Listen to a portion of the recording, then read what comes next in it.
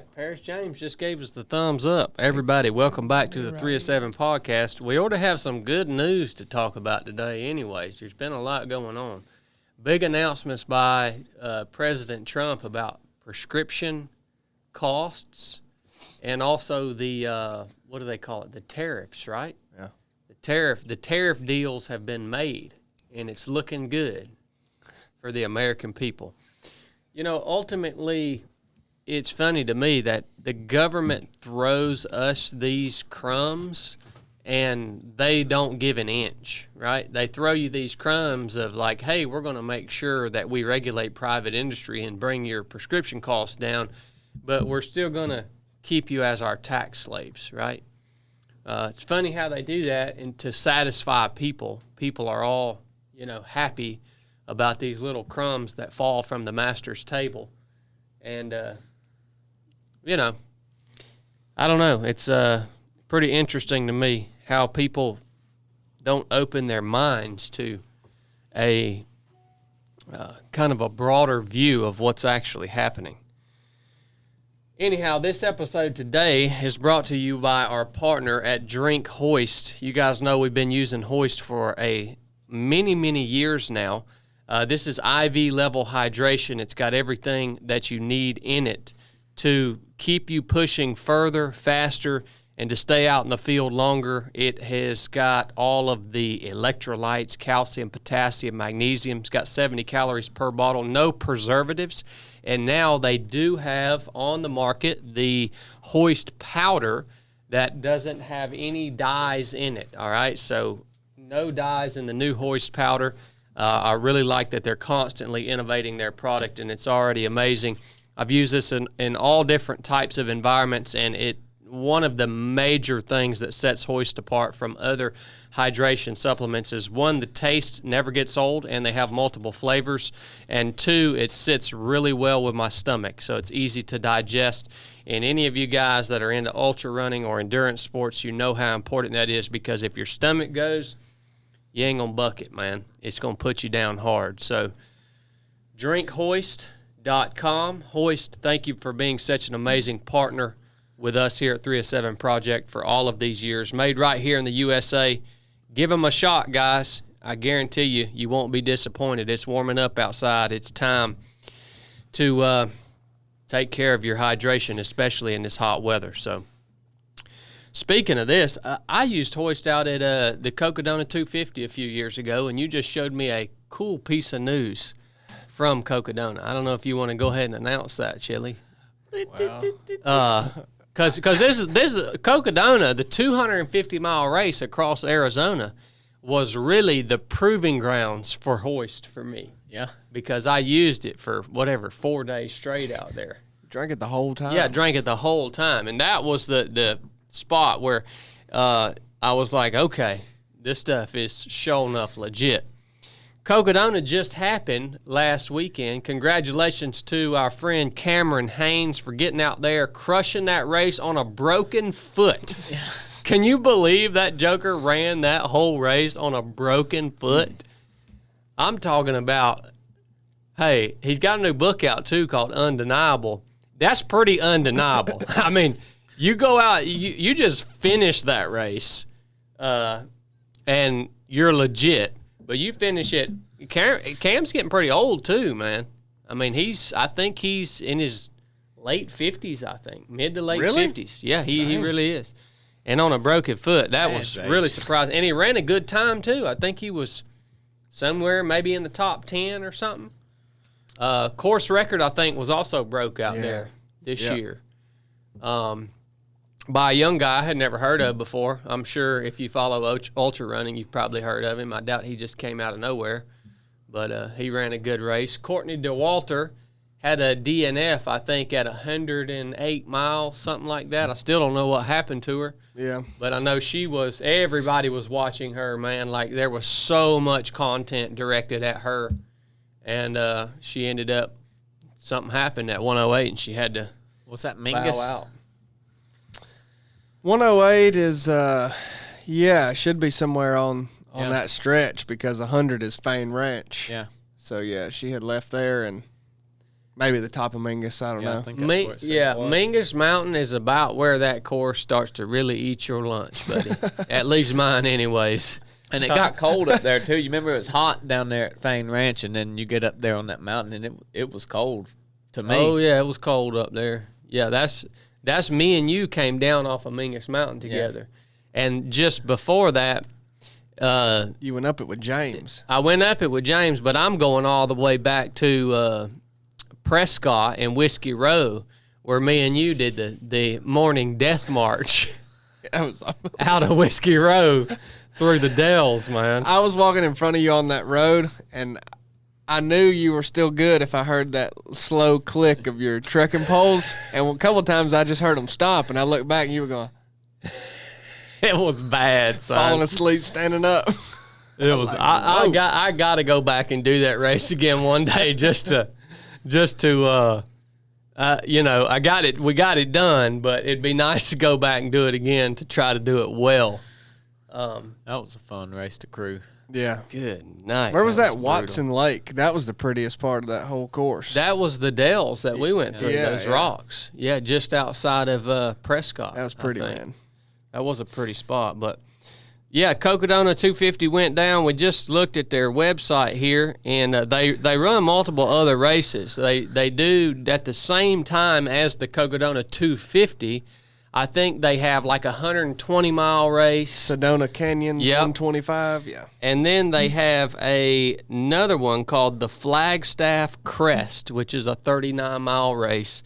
And here, featured right on the Cocodona 250 Instagram page, is the non-binary winner, taking first place in the non-binary category at the Flagstaff Crest 39. Here, what is this? A they Yeah. or an it? Well, you know, I guess it would have to be they. according to that little notepad on the front, I think it's they. Oh, yeah, they, them. Here is they, them at the Cocodona 250 finish line, finishing first in the non-binary category of the Flagstaff Crest 39-mile race. Fra. I wonder which one of them That's a finished ri- first. That's a really good non-binary name. Fra. It's just a sound. It's not even a name. It's just a sound. You know, I mean, when you're a they, them, you could be like, your name could be like, or like, like, it could just be a sound. Yeah. I saw this today, and I was astounded that even existed. But, you know, I should have mentioned this before we got started because I knew you were going to talk about this. I don't want to hate on this person that clearly is, you know, Which one of them? well, both, that has, you know, whatever they're dealing with and all that. Oh, yeah. But it's astounding that division exists. Must have been a big field. Well, that's really what it is. You're right, Chili. It to me, it is a representation of what this organization stands for. Yeah. As Aravaipa Running, right?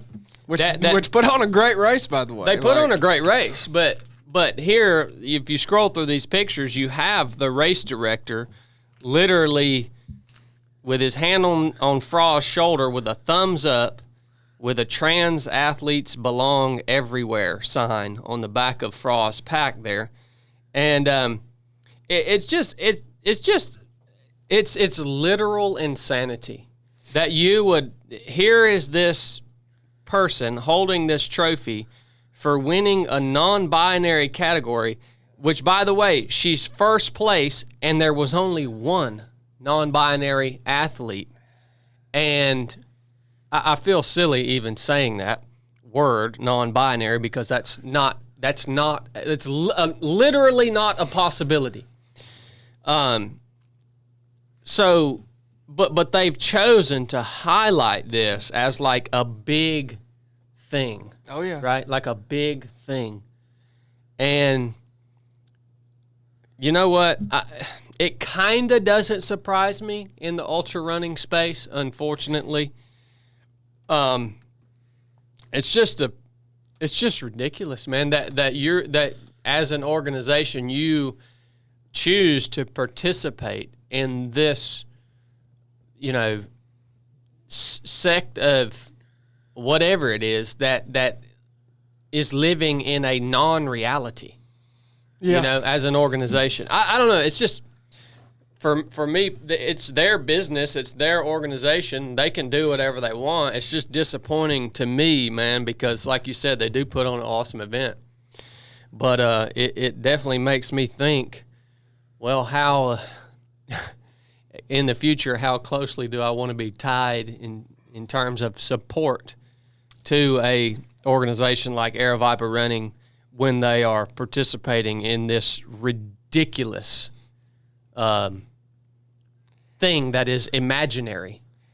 Yeah, it's just become interesting, the obsession with trying to make a category, for an identity that somebody has. I mean, we already have separation in sport, but it's based on a biological difference in men and women, I mean, you could make every category an open category and make ultra running just, I would be totally fine with that. You know what I mean? Like the overall winner, and you just don't have male and female divisions. I mean that, but if you don't have those differences, then you don't take into account the biological God-created differences in man and woman, and so women would never win or be even able to participate really in so many things.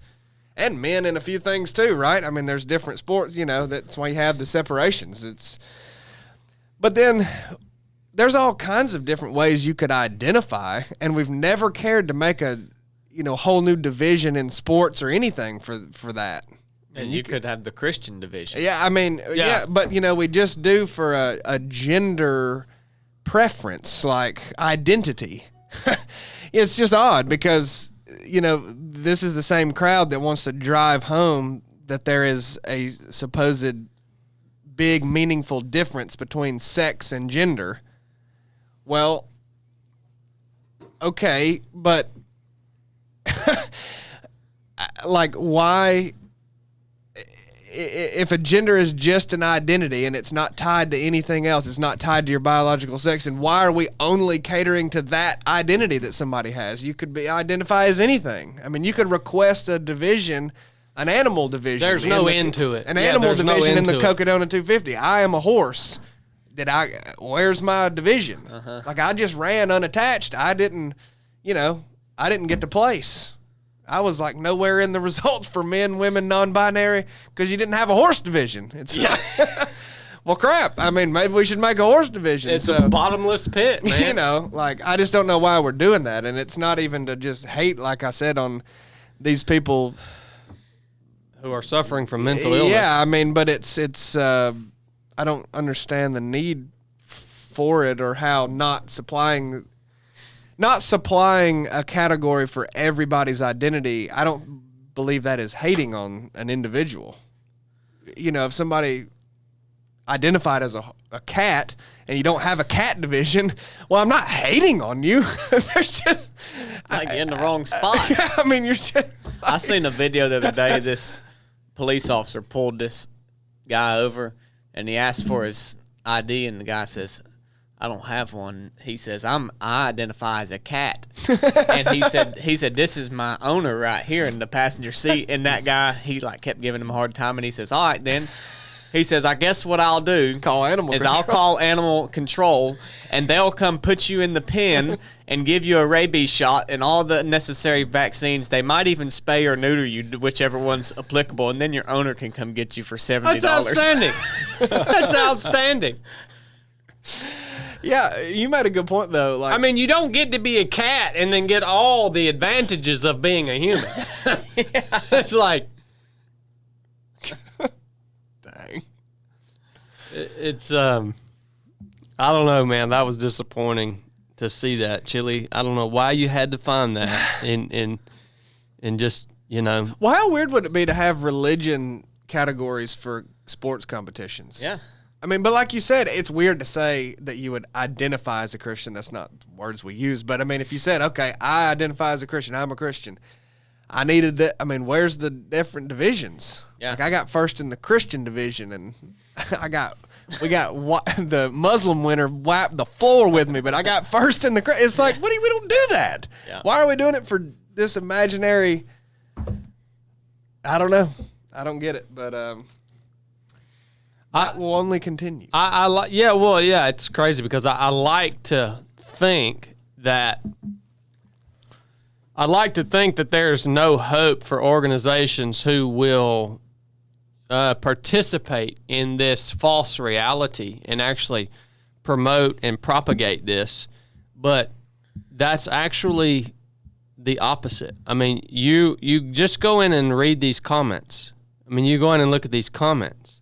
Oh, they're all and it's all just it's all just like that's the world we live in. Like you said, unfortunately, it will continue to become more and more blurry.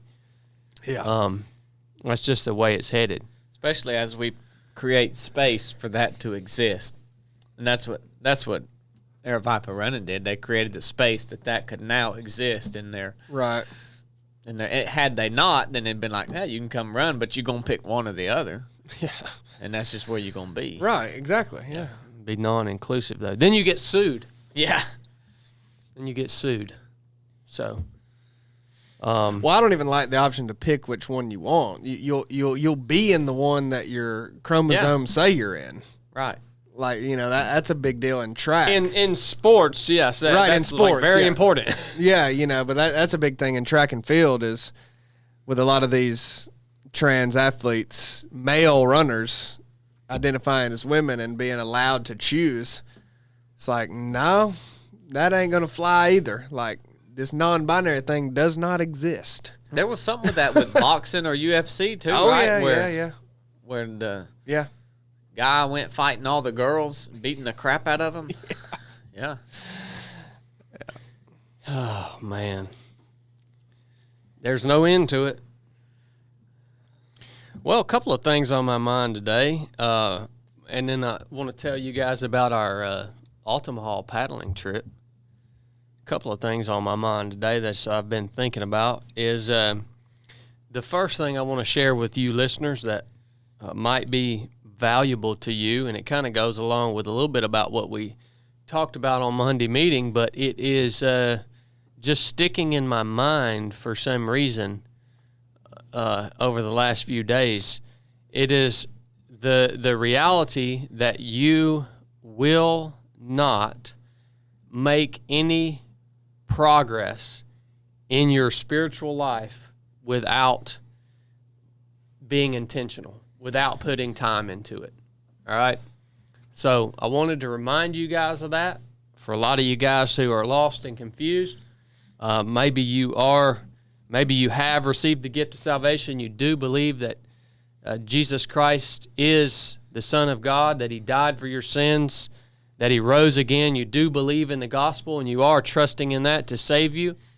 Understand that if you just can't seem to figure out why you can't make any progress, you are not going to make progress in your spiritual life if your time spent is the last 10 minutes before you go to bed at night while you're half asleep. Just ain't gonna happen.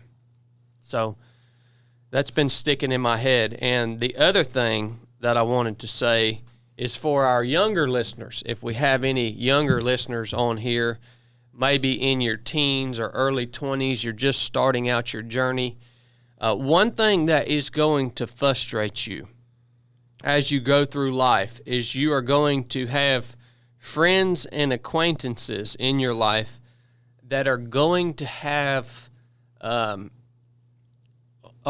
they're going to have a lot of stuff that you just can't figure out how they are able to live the lifestyle that they're living, and you're over here as a young man just struggling to make it, and you can't really afford the things you want to have, but you've got people around you who it seems like they have everything above and beyond that they could ever imagine, and you're like, how is this happening? And that a lot of times will frustrate you. It'll make you think that you're doing something wrong, that you're maybe, not working hard enough or being irresponsible. But if you assess yourself and you say, no, I am hustling, I'm working hard, I'm being responsible with my money, and I still can't figure out how I haven't been able to achieve the lifestyle that I want to achieve while I've got these other people in my life who are just like living the dream, right? And it's because you haven't learned the truth about this mystery money. Y'all ever known anybody with mystery money? There's a lot of mystery money out there, all right? And so for our young listeners, I want to warn you about mystery money. You're going to see a lot of people in life, and you ain't going to be able to figure out how they got there, and maybe it's the same place you're trying to get to, and they seem to have got there way easier than you. Don't get frustrated about that because they've got some mystery money, all right? Just put your head down, keep doing your thing. It's going to take you longer to get there without mystery money, but you will eventually get there. All right? Keep your head down, keep working hard, keep being responsible. Day in and day out, keep showing up. And at the end of the day, your lack of mystery money is going to be a blessing to you. I promise you that. All right? So that's my advice to our young listeners right now, young entrepreneurs. Even old listeners. I think there's some middle-aged and older people that probably do the same thing. Frustrated by other people's mystery money. Yeah. Well, it's just confusing. It's not that you get angry about it. Yeah. You just look around you and you're confused. Like, how? Like, how is that happening? Like, what am I doing wrong here? You know what I mean? Not taking out loans. One credit. mystery money. That credit, son. There's other sources of mystery money. A lot of times it is credit, but a lot of times it is, mommy and daddy, are giving you a little cut there. You know what I mean? Right. And you grow up like we grew up, and it's like you ain't got once you kind of become a man and graduate high school, mommy and daddy they ain't giving you an allowance, and you look at other grown people and you're like, well, surely they're not still getting an allowance. No, they are. Yeah. They are. All right. So don't let that frustrate you. Don't let that confuse you, especially if you're early on in your journey of building your life and buying a home and a car. It's okay to do without exactly what it is you want for a while in order to work to the spot that you can actually one day have the things that you want.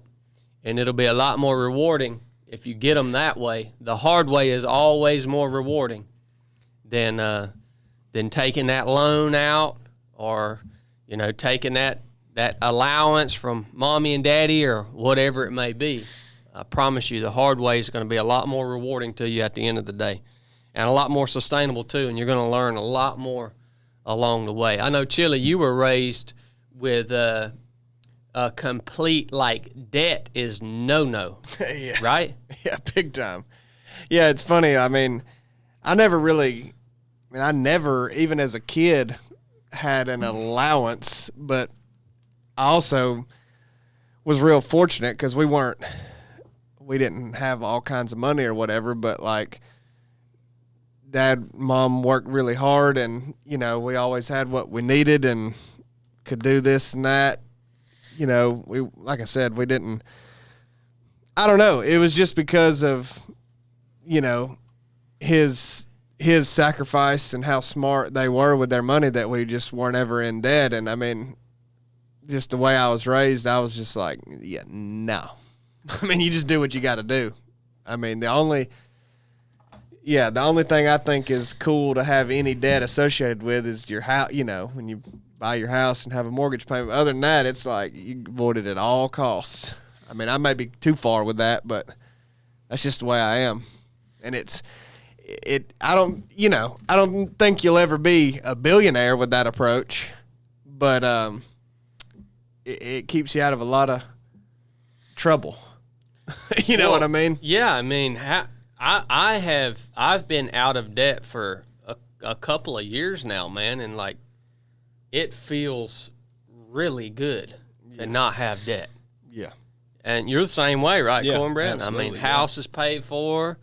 It's like, I don't know, man. But that's really countercultural, and we grew up kind of opposite of you, Chili.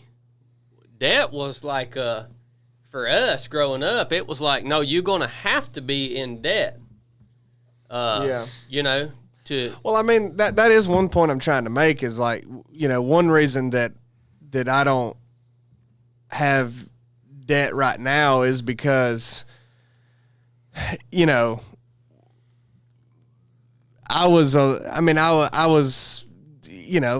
Dad, they never had debt and they didn't pay, they helped set me up as a, graduating high school and everything and going into college age years, like where I wasn't given this and that, but like I would have had to have taken on some debt if I didn't have their help, and them with things. You know what I'm saying? Like, if I was just out of the house at 18, having to pay for everything right away then and try to figure out college and everything and pay for that, like I couldn't have done that. You know what I'm saying? So them helped me walk through that. I mean, I don't have any college debt. I dropped out after about 2 years, but I don't know. Like a lot of times I get credit for whatever because I've been smart with my money. Well, it's like I also had them to show me how to do that, and I wasn't saddled with all the responsibility as soon as I was 18 with no trying to figure out how to make it immediately. You know what I'm saying? Like I don't think I need to get the credit for that, but it's really just the example that they said of how to manage money, how to look at debt, and like I said, I don't think you'll never be a billionaire. That's the cultural advice. Like invest your money, spend your money. Don't have any like. You got to go and hustle and grind and do all this with it and take risks. And I mean, that's probably true if you want to end up having all kinds of money, like real legit. If you're hundreds of millions. Like if you're looking at that, it becomes a game at that point. But that's not what that's not even what I want to do. Mm-hmm. So, just to try to have, your needs met and this and that, like you just got to, avoid it at all costs, in my opinion, and it's worked really well when you do that. That's why I love Dave Ramsey's stuff. I think he's like one of the only, voices in that financial space who advocates for, hey man, no, like the objective is to not have debt. Yeah. You know what I mean? Yeah, because a lot of people, have all these things. Like I say so many times, they have a $70,000 truck and a whatever $50,000 boat. I don't know how much they are anymore. Well, it takes a lot. It takes a lot of discipline to look at something that you really want. Yeah. And you can get it. Yeah, you can get it. You can get it. It's just going to not be a good decision in the long run. Yep. Like that takes a lot of self-discipline. It really does. Yeah. I mean, does it not kill you though to think about how many? I mean, you don't really have it. It is odd. Like you have it. You're just borrowing. You're I mean, you have it enough to play on it, which is really all you want to do. But like you don't have it, and you're gonna spend so much more money than what it's worth. Yeah, absolutely. You know what I mean? In interest. Yeah. Like that's just crazy. And that's a slippery slope once you start it, because 5 years, 6 years later, there's a new one that's even way better than that. Yeah, so you just do it again. A lot more shiny, so you just haul that in there and you trade it in. And it's lost money on that. Yeah. Well, it took me a long time to get to kind of get to the place where I understand and what debt does to you, and to get to the point where I became so averse to it. You know what I mean? Because there were times in my 20s, even when I was in the military, that there was one season of my life where I ran up some credit card debt, like 10 grand worth. And that was a big bunch of money to me back then. And you about can't pay that crap off. No. So high though. Yeah, I think the only way I ever paid it off was I ended up re-enlisting and getting a re-enlistment bonus, and I was able to pay it off. Yeah, because it's so easy to pay that minimum payment, and that's just all you're paying is interest. That's all you're paying. I have not had a credit card since then. Since that happened in my 20s and I was able to pay it off, I haven't had a credit card. That crap's just dangerous, man. Right. If you think, like, if you don't have all those lines of credit, like, how many actual bills do you actually have to pay a month? Yeah. If your house is paid for, I mean, you got water, phone, car insurance. Taxes. Taxes, yeah. And, I mean, maybe cable TV, if you've even got that anymore. You got, like, 6, 7 bills at the most. But if you got all those lines of credit, I'd been there, done that when I was young, and I had 14, 15 bills, you know. I never owned a car, like outright owned a car without paying a note on it till probably just 3 years ago. Yeah. 3-4 years ago. Yeah. I had a note on every car I had. I had a house payment. At that one time, I had that credit card payment. Like, I almost think people think that it's impossible to not pay payments on a car, or a house. They literally, their mindset is that it's just impossible. Well, it almost is if you want the new car. Yeah. Yeah. I agree. Yeah. Well, I think it shows how much, this is probably an American thing versus people thing, but we think in terms of short term instead of long term or even medium term. Yeah. I mean, it is right now. Right. You know, this makes more sense for me to take a loan to get this car in the short term. Yeah. Of course it does. Yeah, you talk yourself into it. It's like you got all this money in hand still, you know, you're just making this payment. But I mean, just real quick, it don't make no sense. Mm-hmm. I mean, if you could have something else, you know what I mean? Because you come to the realization, and the Bible tells us this, that the what does it say? The debtor is a slave. Oh, yeah. To the lender. Yeah. Yeah. So you come to the realization, if you're serious about paying your loans back, which a lot of people just don't care. Yeah. Like, they'll just take out all these loans and then they'll just be like, oh, if something bad happens, so what? I'll just let it all go back. You know what I mean? Yeah. But one way Dad did raise us is you're going to pay your dang bills, man, and you're going to pay them on time. Yeah. Like, I have never been late on a payment. Yeah. Never. Like, you're going to find a way to pay your bills. Right. And just letting it all go back isn't an option. That's kind of like an honesty thing or an integrity thing, you know what I mean? So, but you realize, you become a slave, man. I'm not wired in a way that I could not be. Like, if I have any kind of debt. Well, it's the way we were raised. I mean, I can't. It's like. How could you not pay this back and be okay with it? I just couldn't even. It doesn't work in my mind. I couldn't even just relax and be like, it's okay. I've got to do it. Right. You know what I mean?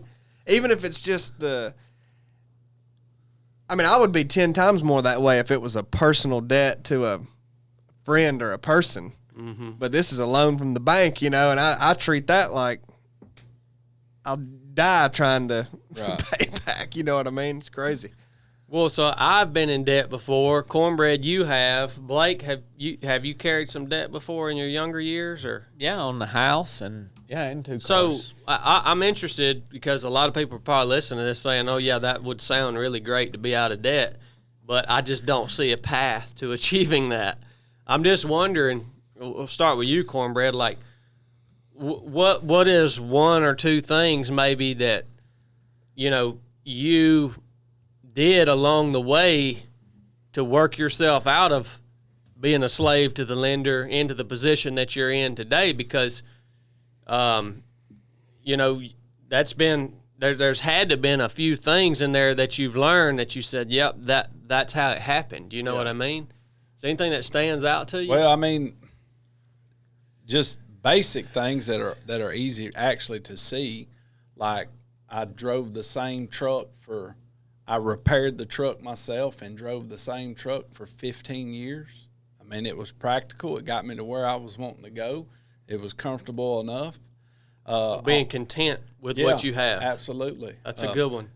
And the house, like I paid extra on the house. I was able to because I didn't have these other bills. And and I probably got a little obsessive about paying the house off. I had a 15-year loan, and I was like, no, I'm going to get that booger paid off before then. So I paid extra on the house every month and paid it off in 11. So just paying that little bit of extra, which meant, you know, there were some things I didn't get to do because I wanted to, but I did that every single month for 11 years until that. But once that house was paid off, man, it was like, you know, you ain't got to worry about if you go to the emergency room, are you going to be able to pay the bill? Because you got those are bills, man, that can come out of nowhere and just cripple you, dude. Yeah. I mean, just teetotal, which is an interesting side note on that. They just made like the federal government made that like where they can't put that on your credit score or anything now.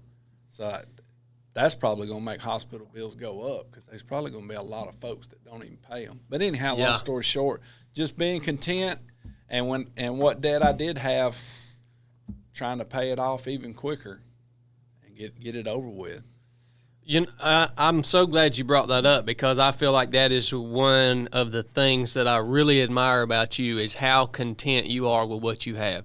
When I see you toting that old shotgun that's got the darn paint wore off of it, and it's the ugliest shotgun ever made, the Mossberg Turkey Thug or whatever, and you know you've been using that for years and years and years, and it's like you're just like, well, yeah, it gets the job done. Right. Yeah, it's ugly. It's you know the coatings wore off of it, this and that, but you are really, really good about being content with what you have. And staying and like what that looks like is like you're happy. You're happy. Oh, absolutely. You know what I mean? Yeah, it's like, absolutely. Yeah. That's something that I definitely need to work on. As you guys saw today, as we prepare for the basic course and we're pulling all the gear out, all of the crap that I have from backpacking to hunting to kayaking to mountain biking, to cars, to guns, and like, I have all of that stuff because I am not good at being content. I inherited that from Paris James, huh? Did I not, Dad? I mean, thumbs up. I inherited that from my dad for sure. Man, which Chili, you said so many times, me and Dad are the same person. Just because you know we'll get a shotgun and that you know we'll use it a few times, and a couple months later, man, we want another shotgun. You know what I mean? Or we get a car, and a couple months later, we want another car. You know, and when you don't have the money to support that type of discontentment, it can snowball and become a mess. Right. It really can. What about you, Blake? Anything that helped you kind of dig out of that hole, man? No, I mean, it was really the whole story of me getting out of debt was kind of backwards in that, like, it happened when I quit my job and came to 3 of 7, but because I reduced my lifestyle down. Big time. Because... You lived in that old house I had for a long time. Yeah, just paying the landlord. But we sold our house. You know, we bought it and sold it when the market was up, so we were able to make some money and did that intentionally in order to have some to live off of while 3 of 7 really wasn't making enough to pay fully what, just our bills. And then we paid off cars and everything. Of course, we didn't have a house payment. So we reduced what we owed and the lifestyle we were living to be able to do that. And that got me out of all debt. I mean, so it was just a reduction in lifestyle. And then so maybe you would say I was living ahead of what I should have been and took a step back to where I needed to be and then worked my way up to what I wanted as long as I could pay for it. And I still don't have any debt. But I remember when I was working at TEC, though, in construction, and I didn't really think about it, but after I paid all of my debt off, I remember thinking like, well, dang, now really, what do I do? And I didn't realize, but I really was just working in order to pay those bills and to get out of debt. Like that was my underlying goal that I didn't even realize was my goal. But because of the way that hangs over you and you don't have the money to pay it until you get your paycheck, then it was weird when it just went away. And it was like, I kind of felt like now I get to live for the mission that should be the mission of my life, not for the mission to get out of this debt that I've put myself in. So it's a weird thing. And I share that story just to say that I didn't even realize it like it was on me. You know, I felt fine, but when it was off of me, then you notice like, oh, well, now I realized that was really bearing down on me. And so it was a weird transition. But then I felt like I could actually just live life really how God wanted me to live it without having these other obligations. So for me, it wasn't like a slow progression. It was abrupt, like it was overnight basically that I got out of debt. But because I took a big step back in the way I was living. So, and not everybody can do that. I mean, all situations are different. A lot of people do like Corn talked about and get that short mortgage and then pay extra to cut down. And, you know, I still have the old Toyota Tundra that I've drove for now probably 12 years or something. And so we keep things for quite a while. And sometimes it makes sense to go into debt if you have the money to pay it off. And, you know, that goes into whole investment things. But just for the simple fact of what we're talking about, it's a burden on you. Right. When you got the money sitting in the bank and you could pay it off, it's not a burden on you. Right. Because you go pay it off whenever you want. You're just making decisions at that point. But when you don't have the money to drive what you drive or live, the house is kind of hard to get around, especially today. I mean, you almost have to either rent or go in debt to get a house. That's really hard to get around in your early years. But now when you get up in 40, mid-40s or something, if you have lived your life right, you should be able to, if you're living in a house appropriate to what you're making, you should be able to have it paid off if you prioritizing that. Right. So, yeah, I mean, that's a good point, Blake, and I think something that many people aren't willing to do, and that is a willingness to, if you are in debt, you feel that burden, you don't see a way out, you might have to take a step back. You might have to offload a lot of stuff that you've got used to living with. Yeah. If you want to work your way out of this situation, right? So a willingness to take a step back in terms of your lifestyle and how you're living it, and you should view that as a long-term play. Yeah. So short-term suffering, if you want to call it suffering, you know, sacrifice, short-term sacrifice for a long-term benefit. Yeah. Essentially. Yeah. Yeah, it's a long game play for sure.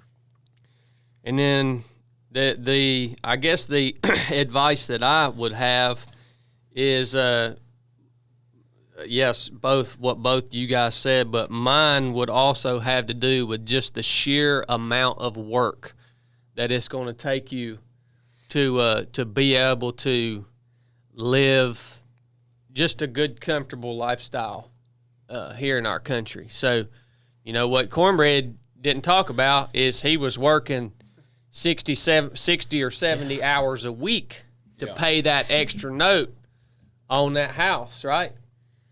And so I think I've said this before on the podcast, but I don't believe anyone can comprehend what I'm talking about until they feel it.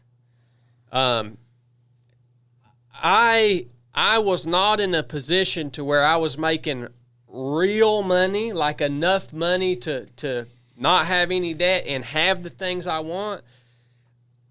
That didn't happen for me until we hit a point here at 307 Project where I felt like, wow, this is more work than I would choose to do. Yeah. If that makes any sense. Like, this is no longer comfortable. Like, no, and you guys have saw me go through that, right? And have to adjust to that and have to grow into that pace and that output, just in terms of the frequency of travel and the frequency of, speaking and all the stuff that we do. There's a point that you hit where you say, oh wow, this isn't just all fun anymore. Like, this actually feels like I'm having to grow, son. Like, I'm having to grow into this, right? Yeah. And so in your work life, if you are just kind of in this spot where you're in all this debt, you can't seem to break through, but you're pretty just comfortable with, you don't feel, maybe you don't like your job, but you don't feel like, oh my gosh, this is a lot. Like, you might have to push to the point where you're, at least for a certain amount of time, where you are hustling, man. Yeah. You're hustling. I'm not saying that you should do that forever, but you may have to push to that point for a few years, and just when it hits you, you're going to know it, because you ain't going to be happy about it. But when it hits you, you're going to feel it. But you're also going to notice, okay, all right, I'm getting somewhere. Yeah. I'm getting somewhere. And a lot of times the fact that you do notice that you're getting somewhere is not enough to make you feel good about the workload that you're doing.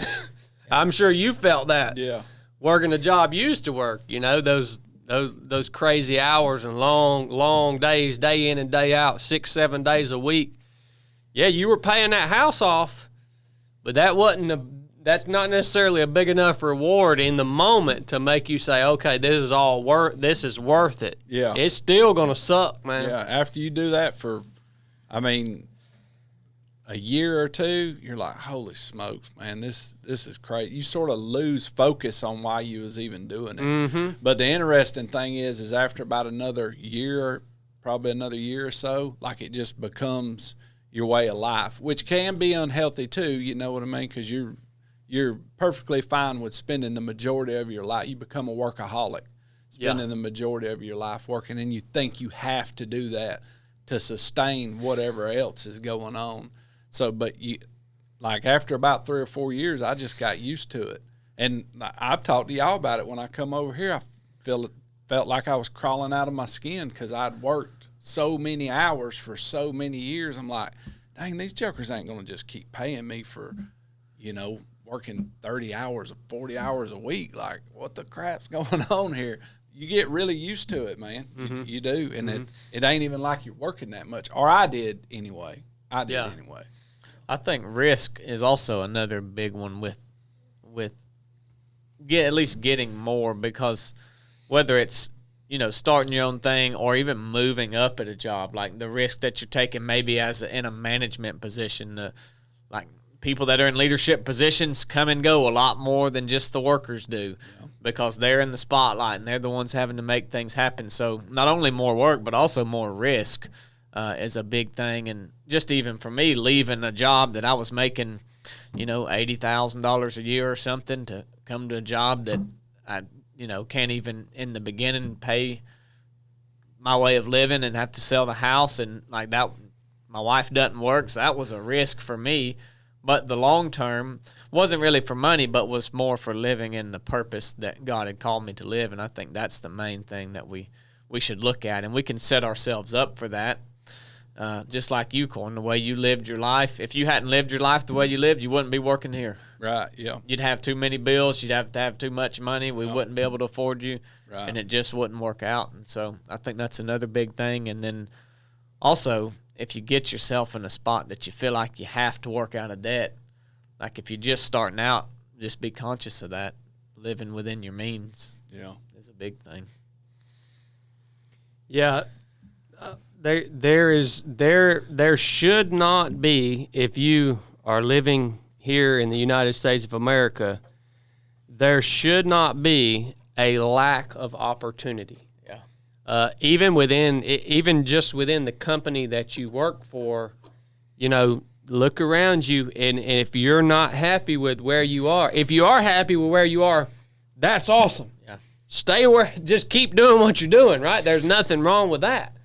But like if you feel that burden and say your family is suffering or, something like that, like just know there is probably more for you to do, but it's going to be uncomfortable. Yeah. And that's the part that I want to drive home about the hard work. If you or your family suffering and you just you feel lost on how to get out of this. So, well, I didn't expect to go that far down the rabbit hole on the finances, but pretty good conversation. Yeah, it was. What we got from Patreon this week, CB? This question comes from Matthew. Chili, you want to say his last name? I ain't going to butcher it up. Rutkowski. How did Noah fit all the animals on the ark? Blake, didn't you go see the ark? Mm-hmm. The replica of the ark? Ken Ham. What? Ken Ham. Ken Ham. Yeah, he's what is his Answers in Genesis? Yeah. It's kind of I think it's a non-profit that built that. He's a guy, Corn. Okay. Jeez. Yeah, I went and seen it. It was big. It was real big. It took us a whole day, like 8 hours. Now, of course, we're stopping and looking at things along the way, but it was 3 levels. It took us, and we didn't even, by the, halfway through it, it's like, all right, look, I've read too many of these things. You can spend days in there, really. But it's big. Yeah, it's big. But 2 of every animal. Did you learn how he fit them all on the ark? Well, they have speculation of how it was arranged, and so, but they don't know. They thought, well, if we were to build an ark and do this is how we would do it. Yeah. So that's probably how Noah did it. So they don't even, they don't have it to look at, so they don't know. But, I mean, how many species of animals? Yeah, it's way less animals than it seems like. Is it, like today, it seems like maybe there's more species. Well, you don't need 1,000 dogs. You don't need all 10,000 breeds of dogs. Right. You need a male dog and a female dog. Right. Yeah, you don't get a fox and a coyote and a wolf and all, all you need. Yeah. Cur and so and then you got the big animals like a giraffe or a rhino, the African game. That's what's going to take up your space. Yeah. Where was Noah supposedly living at? You mean in the ark? What part of the world was he? All I remember is it landed in Mount Ararat.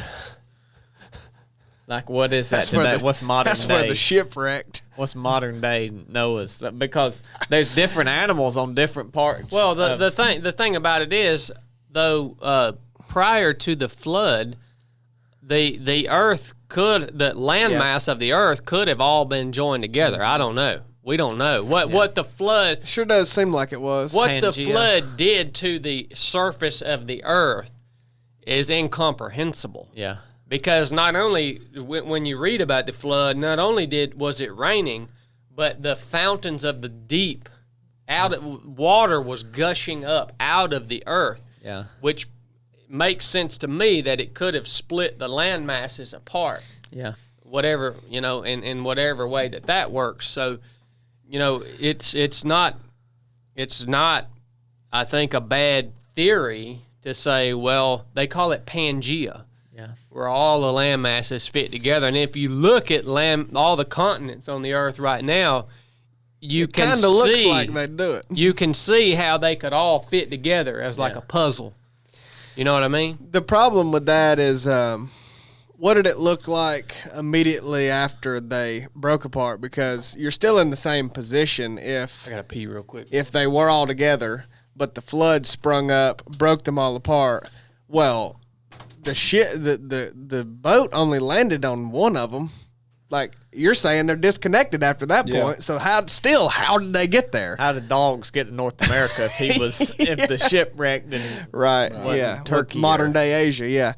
But I think there was great devastation, and the earth just looked totally different than it does now. Yeah. And there was, ways to get to these other places a lot, without having to cross I mean, there's animals in Australia, like New Zealand is the one where everything on New Zealand right now is an invasive species, right? Except for birds. Yeah, it was all brought there. The only thing that was there was birds. So, that's fairly recent. People have brought all these species to New Zealand. Well, Australia has, a lot of animals that weren't brought there recently to our knowledge. Kangaroos. And that could only survive in Australia. So, like, how did they get there? And it's like, I think right after the flood, it just didn't look like it does now. Right. There was ways to get there, easier transport. Land mass that has now been covered up, on the map, connecting everything kind of thing. Like, I just kind of think that's how it's happened. We like to look at things the way they are now and assume that it was like that immediately after the flood. Well, that's not the case, right. Those disproportionate maps they're putting out now. Well, exactly, yeah. I mean, we're only about 3 miles from the UK. Yeah. The coast of New York. Yeah. They blow up the map. Yeah, I mean, act like it's a ball. Water's one of the most powerful forces of nature. Act like it's a globe. I mean, you talk about a global flood and the fountains of the deep opening, like that's going to change some stuff right there, and it's going to take a little while for everything to kind of like settle back down, get situated. Yeah, you know what I'm saying? Yeah, it's going to take a long time. So, Matt, and also, obviously there was some divine intervention there. To what extent, I don't guess we know, but there was some divine intervention to get all of these animals to come to this one place. That's the power of the sovereign one. If that's his plan, not often do we see things that go against the law of nature, but it's if you can read about Jesus feeding 5,000 people from 2 fish and 2 loaves of bread and say, okay, well, I don't think it would be too hard at that point to think that the sovereign one had a plan to do the whole ark over there with Noah. There was some divine intervention there too, without a doubt. Yeah. It's never a question I've gotten that much hung up on, but obviously other people have because they built a whole museum around it. And sounds like you ought to go visit that museum if that's something you're interested in, Matt. Go check it out. It's up there in Kentucky, ain't it? Yeah, it's a cool place. Cincinnati. It's in Kentucky, but it's right on the line. Oh. It's just south of Ohio. I thought it was Cincinnati. Yeah. There's a lot of folks out there that's put a lot of thought into that. Well, I think Ken did it out of like an apologetics standpoint, right? Because that's their thing is apologetics. So that people, maybe even Matt, I don't know, but people try to, either question or discredit the Bible based on that. Like, well, come on, the whole world flooded, and you're talking about 2 of every animal. There was that big debate that he had with Bill Nye, kind of when it was opening. Yeah, and I've heard about that. That's a long one on YouTube. It's kind of funny. It was terrible, really. Bill, he's not even a science. He's not even a scientist. He's the science guy. He's the science guy. Yeah, but he's not even a scientist. But he's the science guy. Yeah. He got a TV show, man. That qualifies. We used to watch him in high school. Yeah. I mean, yeah, there's a whole conversation around what the definition of science is, anyways. You know, Bill Nye. Well, I'm interested to hear what you got for the news today, too, Chili. I know we do have a new pope. Well, Trump's made that money right. I don't even care about, papal news. We have a new pope, And he's from the U.S., Yeah, right? he's from the U.S. Yeah, they saw him at a White Sox game in 2005. He was on TV. Really? Anyway, Was he the Pope then? No. Well, he's only been the Pope for 2 weeks. Well, if you're the You know Pope what's once, are you always? Well, what's crazy is Pope Francis, the latest Pope, wasn't even named Francis. Oh, I know. None of them are. This dude's name is Francis. Yeah, but his and name his is name not. is Leo. Yeah, he's He's Pope. Pope Leo, but his actual name is Francis. Yeah. Do you know What up with that? Do you know what Martin Luther called the Pope? No, I actually don't. The Apostle of Satan.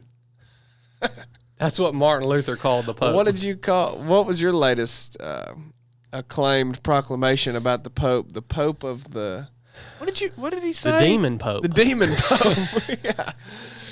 Yeah, Martin Luther called the Pope the Apostle of Satan. Wow. I didn't realize how harsh Martin Luther is Yeah, dude, that was a big deal.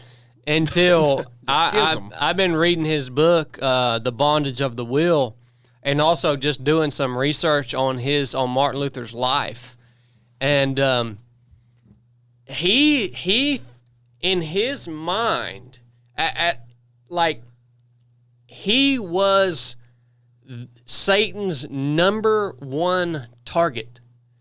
Like, he would be, you can read stories about his life if you want to read his biography. Martin Luther was Satan's number one target. In his, which kind of would make sense.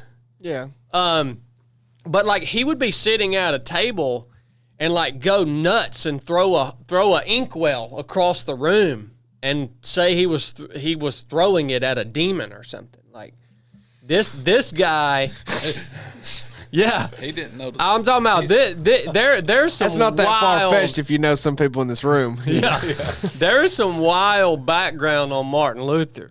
But, dude, y'all want to think the things I said about the Roman Catholic Church are bad?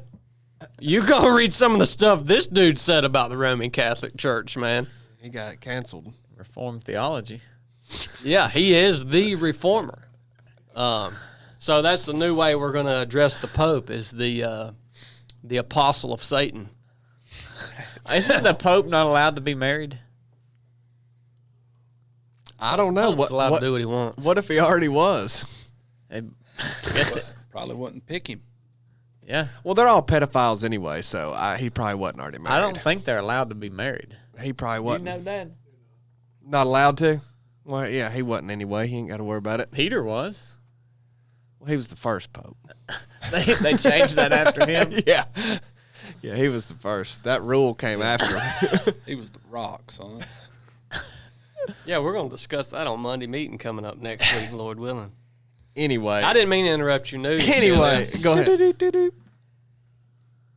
The financial theme has been crazy because KZ307 News Channel, Project 3 of 7, Cornbread and Chili. Well, first of all, my news correspondent, Cornbread, literally told me that he hadn't looked at the news in 3 weeks.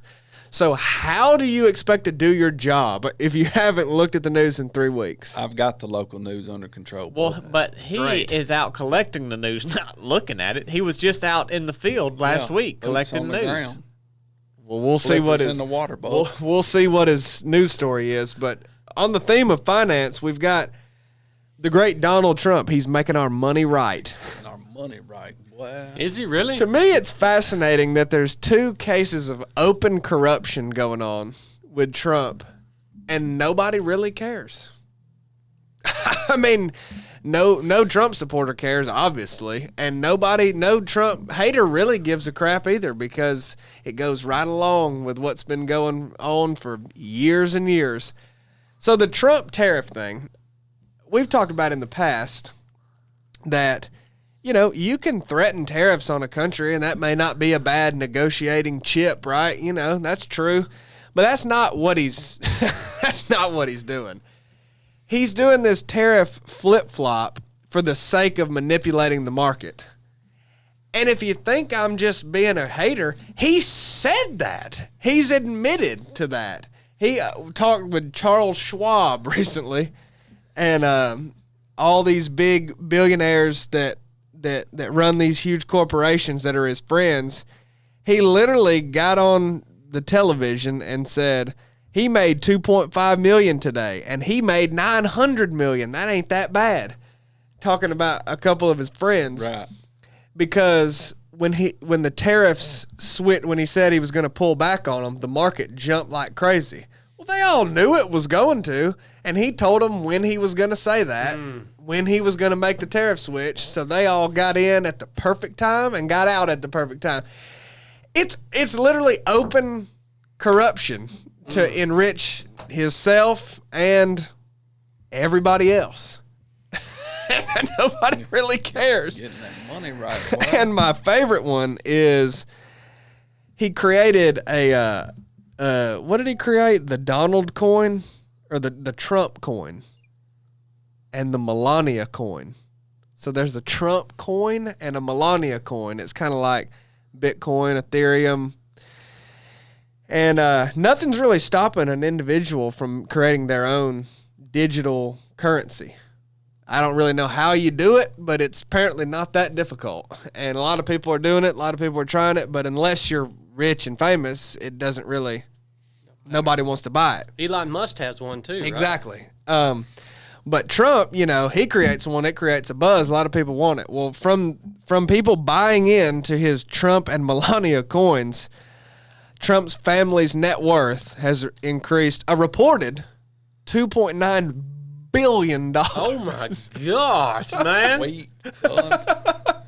So I don't know if maybe that number's. I'm sure that would be disputed. He'd probably say no, it's not that. But Eric Trump, his son, is creating some kind of a crypto investing business that he's launching to manage your wealth and all this. And Manage your Trump coins, manage boy. your Trump. Multi. And he's selling these coins and pumping up the value and reaping the rewards, bruh. I mean, to me, that's just two unbelievable examples of open corruption and abuse of the position you hold that nobody really cares that much about. It's just kind of wild. I mean, it goes right along with all the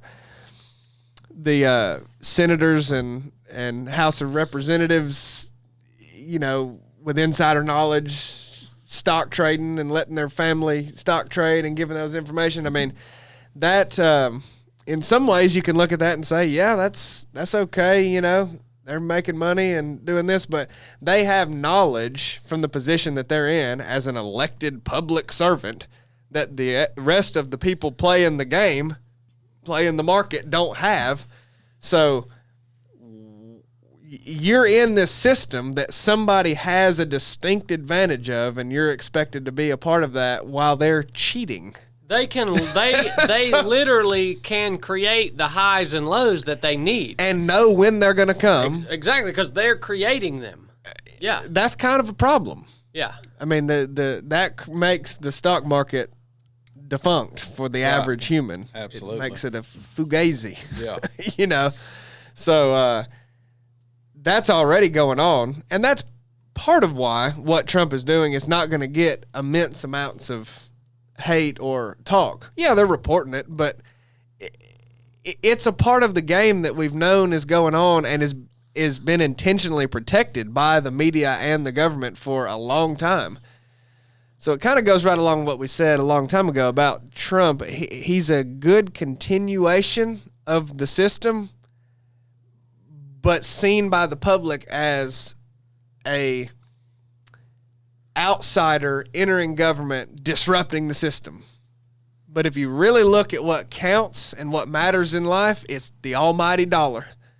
And under Trump, he's keeping that money right. Yeah, but he threw us some crumbs, though, man. Our prescriptions are cheaper. Yep. Yeah, and he's going to make no tax on overtime. Yeah, okay. You know how he now threw your us some medical crumbs. bills. I mean, Yeah. his net worth has went up $2 billion. His buddy made $900 million in a day. His other buddy made $100 million in a day. All this, but look, man, our prescriptions are cheaper. I mean, can't you just be happy with that, man? Yeah. You got fed something. Absolutely. Well, He's working through it. that inflation ain't really coming down too much. But you know, this is everyone's rebuttal. Well, at least he's better than Kamala Harris. Exactly. That's everyone's rebuttal. Yep. That's why no one will come out and That's the even whole talk point of about Trump, any of this for stuff. you to say that. Yep. It's the whole point of him. You create the candidate that's going to continue the real systems that they care about. I've tried to tell people, Democrats and Republican Congress people do not care about abortion. The Democrats don't care about keeping it a thing, and Republicans don't really care about ending it. They care about money. Yeah. And the switch of power, the pendulum of power keeps that money right no matter what. That's what happens.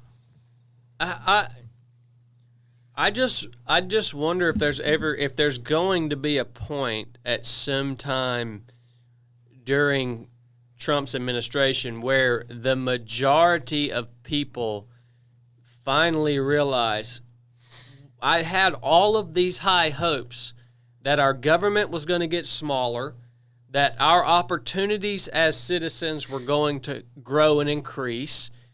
I had all of these hopes that we were going to regain some liberty and some choice and some opportunity because of this new administration.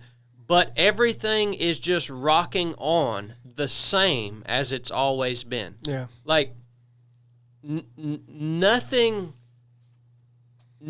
of any real substance has happened or is going to happen. Well, and it's so hard to, I mean, maybe this is a defense of, but I don't think the goal is to fix the healthcare system, but it is difficult to do because I view price controls, like government mandated price controls on really any industry as a horrible, authoritative abuse of power. That started with Roosevelt, like though. Communist. Yeah.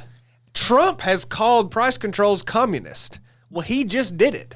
Signing an executive order to mandate drug companies to reduce their prices is a price control that is a communist type move. I said exactly that on my Truck Talk. I tried to open people's mind to, like, you guys are all elated that these prescription drug prices are going to come down, but all this is an example of government wielding their power to control private industry, which is anti-capitalism, right? Yeah. We're supposed to be a capitalist country.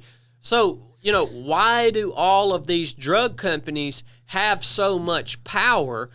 Because the way it's supposed to work is the market is supposed to check these corporate powers. Basically say, all right, Big Pharma, you know, you're going to charge this much for your drugs. Well, like, we're not going to play that game, right? But you can't do that with Big Pharma because everybody is so hooked on these drugs. Yeah. Because everyone is so unhealthy. If people wonder why prescription, everybody says, well, this is about prescription drugs are so much cheaper in Europe than they are in America. People in Europe are overwhelmingly healthier than people in America. There's not as big of a demand.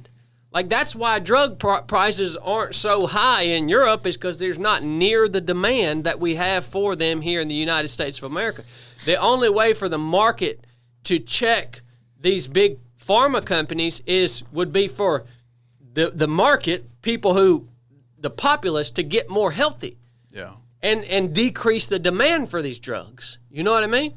I mean, the medicines that we have out there are amazing, dude. Like, there's all kinds of awesome medicine out there that help people through different seasons and different sicknesses, and it saves a lot of lives. But that's not the majority of what Big Pharma is pushing out. They're pushing out these medicines that it's not a short-term solution for a sickness or an infection or a cancer or something like that. here's this drug now that you are going to have to be on your entire life. And by the way, you're going to have to take 3 other drugs to compensate for the side effects that this drug creates, and you can't get off any of them because you're going to be sicker than you were before you started taking them if you try to get off of them, because now your body has gotten addicted to them or used to them. So like it's our fault. But you know, the problem with that is we're saying we want government out of it. Well, part of why that happens with those drugs and the unnecessary drugs and unchecked drugs and not even I mean, the government is in charge of regulating the companies, and we don't. Yeah, they're tied in, and we don't want that really, because of the corruption that is involved with the FDA. I mean, it's unbelievably corrupt. What they deem as safe and not safe is just totally not arbitrary. It's based on money instead of actual safety. But we're sitting here saying, you know, you can't let drug companies just run wild and create whatever they want. So there has to be some sort of a regulation, right? So that's why this is so hard, because, well, who's going to do it? Well, obviously, it can't be the government. Look what they do. Well, who's it going to be then? Themselves? Some third party? Well, okay, then you start running into the risk of, is the third party in the drug company not just going to be corrupt to enrich themselves? Not a lot you can do about that particular healthcare problem, because the way to fix the actual problem that exists currently, Bernie Sanders is exactly right. You just go to socialized medicine and everything. That will totally fix the problem we have. We will not have the problem that we have anymore, but we'll have a problem that's a lot worse, in my opinion. Mm-hmm. You know what I mean? There's a problem with that situation no matter how you cut it, because ultimately people are dying. That's the ultimate problem. Yeah. Is people are sick and dying. And yes, we're an unhealthy country, but even healthy countries, it's an industry built on a reality of life that we can't fix. But people get sick and die. You can significantly decrease the demand, which would take power away. If the population of a country was dedicated to being as healthy as possible. Yeah. I mean, it's a dream. It would take a vast majority of the population would have to die off, and you would have to just restart everything. Yeah. That ultimately, man, to fix the problems in the world today from a governmental standpoint, it would take such radical change. Like and such a vast amount of sacrifice and suffering on behalf of the people to fix it. It will not be fixed. Don't matter who's in there, because it would take such radical change. You know what I mean? Yeah. It's just what's the parish say? It's a pipe dream. Pipe dream. It's a pipe dream, man. Well, back to what you were saying, when were the constituents notice that, hey, we're not getting any more liberty or any more chances or anything like that. It's not looked at that way anymore. It's looked at, we need someone to save us from Kamala. We need someone to save us from war with Russia. We need someone to save the economy. And he is looked at as the man that can do that and that is doing that. And I guess that's why the majority of people will not come to that conclusion. Like, oh man, things are this guy is not what he thought what we thought he was going to be, is because they always have that in the back of their head. Right. At least he's better than Kamala Harris, right? So they're going to remain pacified, right? Yeah. Well, I really believe that Thomas Sowell said it best, because this goes right along with what Cornbread's saying, but it's another way to say how we want every problem fixed. We want this debate settled. We want the economy fixed. We want the war or rumors of war fixed. Is we think there's a solution. There's no solutions, only trade-offs. Yeah. And we want to pick a candidate that will find the solution for this thing instead of just making it marginally better. That's really all you could ever hope to do with any of these big things, like the healthcare system, the food system, the economy, blah, blah, blah. Make it marginally better in 4 years and then elect someone else to make it marginally better. You know what I mean? Mm-hmm. But, I mean, that would be like the hope. But Trump does it blatant in front of everybody's face. And no, you got thousands of people dying in Ukraine and Russia over that war. And he says, you sign this mineral deal and we'll help you. Like, he literally said that on TV. You give us rights to your minerals and we'll help you. Instead of, oh, well, man, I can help you. Me and Putin's, we're buddies. Yeah, everybody needs to quit dying anyhow. I'll fly over there right now and talk to him. No, he says you sign this mineral deal. Give your minerals to the United States and we'll start working on figuring it out. Yeah, but like, did people think that we were giving all those billions to Ukraine for free? I mean, did they think that? Like, Well, yeah. I mean, is that what we just did that because it was a good time? Yeah. Like we really cared about Ukraine? Like, is that really what people thought? Is that what the population of the United States thought? That we were giving they're giving all our tax money to Ukraine. Yeah, because we're going to get stuff back. Not us, not the people are going to get it back, but the U.S. is going to get it back. Like, it's crazy. We don't do anything out of goodwill. The government is not handing out money, your tax money, for charity. Like, somebody's getting it back. It's just not you. Tankers full of zinc and phosphorus. It's wild, man. Well, I figured you were going to have some good news today, Chili. CB, anything happen locally? I know we had a man that had a little run-in with the warden about turkeys and... Oh, no. This is big right here, okay. Bubba. In Brookhaven, which is a suburb community. of Metro Atlanta, they caught an individual from Canada that was on the Canadians' 25 most wanted list. He was number 17. Cara Cunningham was convicted in the largest drug and gun seizure in Toronto history. Was that like 2 guns? In 2018, and he was bailed out, arrested 2 more times, bailed out on that, and then bounced on down here to good old Brookhaven and lived for 4 years until he was just caught. Dang. How'd they catch him? Do you know? The story doesn't tell that. I mean, he probably slipped up, didn't have a sticker on his tag or something like that. Yeah. But he'd been living in Brookhaven for 4 years on the run. Toronto had a $50,000 reward for him. 50,000. That ain't much. Canadian money. That dog wouldn't even went after that. For real. Man had 2 Glocks with 15-round mag capacity. I would've- Went straight to the top of the list, most wanted. They should have Yeah. got that dude and started negotiating. 50 grand. Yeah. I'll let you have him for 100. Freaking Canada, man. Well, at least they got him. Well, how does that even happen? How did he get bailed out if it was the largest?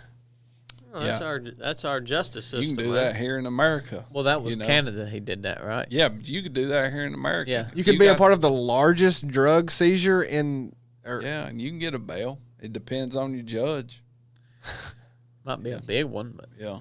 Dang.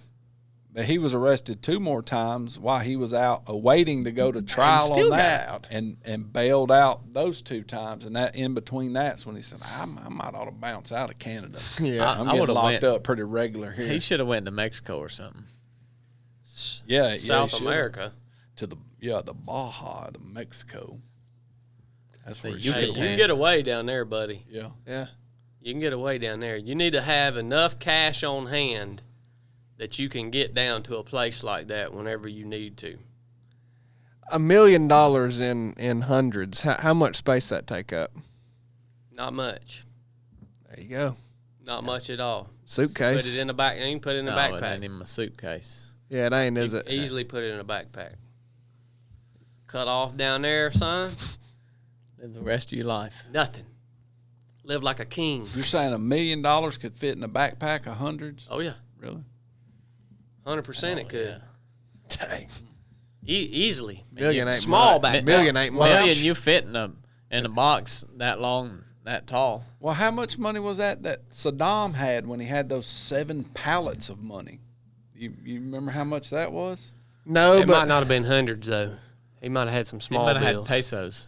but yeah, think about what's his name? Pablo Escobar. Escobar had all those drums Right. just scattered everywhere, all filled with them. Yeah, he was burning money in his fireplace to keep warm when the power went out. Good He was. night. Oh, it was. Hey, that's next level right there. That's next level. You real rich when you don't even have enough room to put your money, and you start burning it. That's right. Good gosh, got money everywhere. I'm sick and tired of this money. Go move that money around in the shed. We got to put some more in there. That's level 10 right there, boy. Yeah. We got super chats today, Blake. Well, we covered a lot of ground on the podcast today. Talked about our mystery money, working your way out of debt, spiritual progress. Talked about government corruption. I'm talking about we have covered some ground, buddy. Yeah. And already put in a daggone full day's work. I'll tell you what, these last couple of weeks been a hard pull, buddy. Yeah. It's been a hard pull. You've been pulling hard. And it ain't done yet. We had Marty Bingham coming at $4.99. 3 phases of Chad taking a dump. 1, talks about training for it. Coming back in at $4.99. 2, sees a squirrel and forgets about training. 3, $19.99. Whoa. Takes the dump, somehow comes in 5th place and makes a documentary about it. That's good, Marty. That's good. Wow. I had to take a trail side poo this morning. That's Lost pretty good. a T-shirt. We had Paula Skeen, $1.99. Paula Skeen? Yeah. Chad is frustrated. I ain't frustrated, buddy. You need to look at yourself in the mirror, you daggone turd. Thank you, Paula. Buddy. Bub? Come on my podcast, talk to me that way, give me a chump change like that. Coming on here with $1.99. You take that and shove it up your freaking bazonga, guy. Put it on your mortgage. Yeah. Freaking turds, man.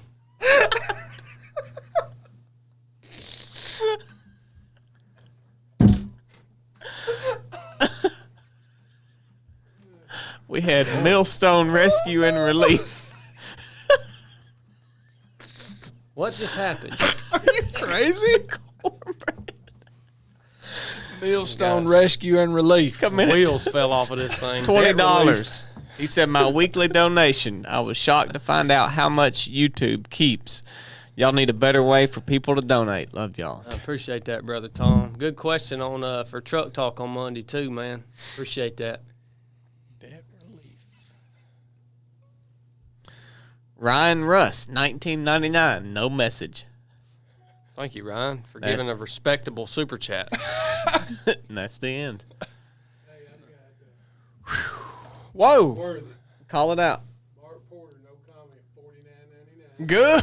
Mark Porter, no night. comment. $49.99. Good night. $19.99, trying to burn some money. Come back in at $19.99 trying to burn some money. Pablo level right there, boy. Yeah. What I'm talking Good about. night. $69.98. Good night. Mark. Well, we appreciate you guys tuning in, and Lord willing, we'll see y'all next week. Enough said. Good night.